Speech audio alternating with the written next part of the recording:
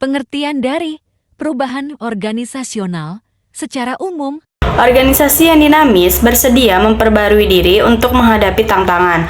Perubahan organisasional adalah proses fundamental yang memungkinkan organisasi beradaptasi dengan lingkungan yang terus berubah, mempertahankan keunggulan kompetitif dan mendorong inovasi. Faktor-faktor yang menyebabkan perubahan-perubahan organisasional ada 4, yaitu: Yang pertama, inovasi teknologi. Perkembangan teknologi yang pesat memaksa organisasi untuk beradaptasi dan mengembangkan solusi baru. Yang kedua, strategi bisnis. Pergeseran arah strategi perusahaan seperti perluasan pasar atau diverifikasi produk dapat memicu perubahan organisasional. Yang ketiga, regulasi pemerintah. Perubahan kebijakan atau peraturan pemerintah dapat memaksa organisasi untuk menyesuaikan struktur dan proses bisnisnya. Dampak perubahan organisasional terhadap individu ada 5, yaitu: Yang pertama, resistensi terhadap perubahan. Individu seringkali merasa nyaman dengan rutinitas yang sudah ada dan enggan untuk menyesuaikan diri dengan perubahan yang terjadi. Yang kedua, ketidakpastian dan kekhawatiran. Perubahan menciptakan situasi yang tidak jelas dan dapat memicu rasa cemas di kalangan karyawan mengenai masa depan mereka. Yang ketiga, beban kerja yang meningkat. Proses transisi akibat perubahan seringkali menambah beban kerja, mengakibatkan stres dan penurunan produktivitas.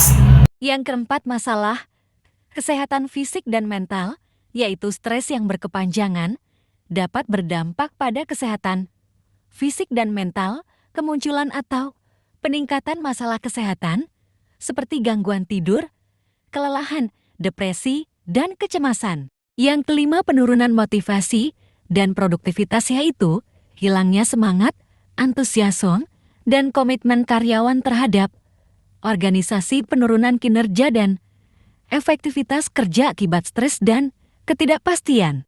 Manajemen stres memahami konsep dan jenisnya, yaitu: Yang pertama, stres positif, yaitu mendorong kinerja dan motivasi. Yang kedua, stres negatif, yaitu menyebabkan kelelahan dan penurunan produktivitas. Yang ketiga, stres fisik, yaitu terkait dengan kesehatan fisik dan resiko penyakit. Yang keempat, stres psikologis, yaitu mempengaruhi kesejahteraan mental dan emosional. Dari keempat manajemen stres dapat bersifat positif maupun negatif, bergantung pada individu menyikapinya. Stres positif dapat membantu meningkatkan kinerja dan motivasi, sementara stres negatif dapat menyebabkan kelelahan dan penurunan produktivitas. Jenis stres lainnya adalah stres fisik yang berdampak pada kesehatan, serta stres psikologis yang mempengaruhi kesejahteraan mental dan emosional. Sumber-sumber stres dalam perubahan organisasional ada 5, yaitu: Yang pertama, ketidakpastian perubahan, yaitu organisasional seringkali menimbulkan rasa ketidakpastian di antara karyawan, khawatir akan perubahan peran, tanggung jawab, atau bahkan keamanan pekerjaan mereka. Yang kedua, beban kerja berlebihan, yaitu proses transisi dan implementasi perubahan dapat menambahkan beban kerja karyawan, memicu tingkat stres yang tinggi serta menurunkan produktivitas. Yang ketiga, komunikasi yang buruk, yaitu kurangnya komunikasi yang transparan dan efektif dari manajemen dapat membuat karyawan merasa terabaikan dan tidak memahami alasan serta arahan perubahan yang terjadi. Yang keempat, resistensi terhadap perubahan, yaitu banyaknya karyawan yang cenderung nyaman dengan status quo dan enggan untuk beradaptasi dengan perubahan, sehingga menimbulkan konflik dan stres. Yang kelima, keamanan pekerjaan dan karir, yaitu kekhawatiran akan kehilangan pekerjaan, demosi, atau penurunan karir, ketidakpastian tentang masa depan karir dan kesempatan pengembangan. Strategi mengelola stres dalam perubahan organisasional ada 5, yaitu: Yang pertama, identifikasi sumber stres, yaitu pahami secara jelas faktor-faktor yang menyebabkan stres di tengah perubahan organisasi, sehingga dapat ditangani dengan tepat. Yang kedua, komunikasi yang efektif, yaitu tingkatkan komunikasi terbuka dan transparan dengan karyawan, agar mereka memahami perubahan dan dapat bersiap secara mental. Yang ketiga, pelatihan dan pengembangan, yaitu sediakan pelatihan yang membantu karyawan untuk mengembangkan keterampilan dan kemampuan beradaptasi terhadap perubahan. Yang keempat, dukungan manajemen. Pimpinan harus memberikan dukungan emosional dan praktis kepada karyawan untuk mengelola stres selama transisi. Yang kelima, komunikasi strategis dan manajemen perubahan, yaitu mengembangkan dan menerapkan strategi komunikasi yang efektif untuk mempengaruhi persepsi dan penerimaan karyawan terhadap perubahan, memastikan bahwa proses manajemen perubahan dilakukan secara sistematis dan terkelola dengan baik. Peran pimpinan dalam mengelola stres ada 5, yaitu: Yang pertama, teladan yang positif, yaitu pemimpin yang efektif memberikan contoh positif dalam menghadapi perubahan dengan sikap tenang dan bijaksana yang menginspirasi timnya. Yang kedua, komunikasi yang efektif, yaitu pemimpin yang baik memfasilitasi komunikasi terbuka, mendengarkan keluhan staf, dan memberikan dukungan emosional yang dibutuhkan. Yang ketiga, pembinaan dan dukungan, yaitu pemimpin yang peduli akan menyediakan bimbingan, pelatihan, dan sumber daya yang diperlukan untuk membantu staf menghadapi perubahan. Yang keempat, partisipasi dan pemberdayaan karyawan, yaitu pimpinan harus melibatkan karyawan dalam proses pengambilan keputusan terkait perubahan. Pemberdayaan karyawan dapat meningkatkan rasa kepemilikan dan komitmen terhadap perubahan. Yang kelima, manajemen perubahan yang terencana, yaitu pimpinan harus menyusun rencana perubahan yang jelas, termasuk timeline, tahapan, dan peran karyawan.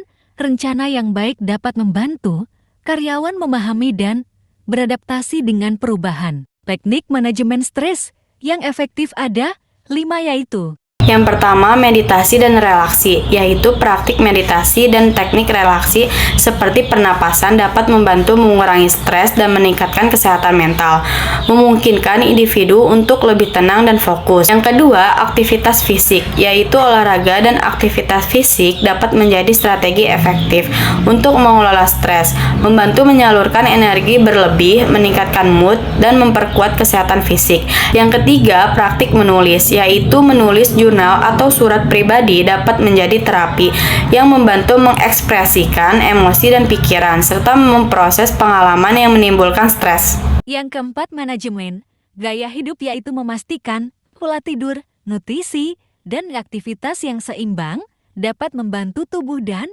pikiran lebih sehat, menghindari kebiasaan buruk seperti merokok atau minum alkohol berlebihan yang dapat memperburuk stres. Yang kelima, manajemen waktu, yaitu membuat daftar prioritas dan mengatur jadwal harian dapat membantu mengelola beban kerja, belajar mengatakan tidak untuk mencegah terlalu banyak pekerjaan atau komitmen. Pentingnya dukungan dan komunitas ada 5, yaitu: Yang pertama, dukungan sosial, yaitu perubahan organisasional dapat menyebabkan stres yang tinggi bagi karyawan.